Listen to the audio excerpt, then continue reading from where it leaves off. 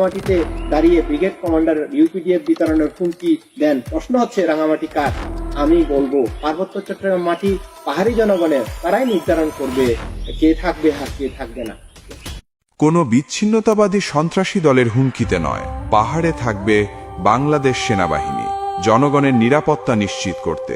পাহাড়ে থাকবে বাংলাদেশ সেনাবাহিনী পাহাড়ের রাস্তাঘাট, স্কুল ও সেতু নির্মাণে অবদান রাখতে। পাহাড়ে থাকবে বাংলাদেশ সেনাবাহিনী দুর্যোগে ও বিপদে সবার ঢাল হয়ে পাশে দাঁড়াতে। পাহাড়ে থাকবে বাংলাদেশ সেনাবাহিনী চাঁদাবাজি, ছিনতাই ও অপরাধ দমন করতে। পাহাড়ে থাকবে বাংলাদেশ সেনাবাহিনী সীমান্তে চোরা কারবারি, মাদক ও অস্ত্র পাচার প্রতিরোধে।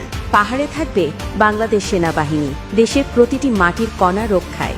পাহাড়ে থাকবে বাংলাদেশ সেনাবাহিনী বিদেশি সহায়তায় উৎসাহিত সন্ত্রাস ও বিভাজনের বিরুদ্ধে।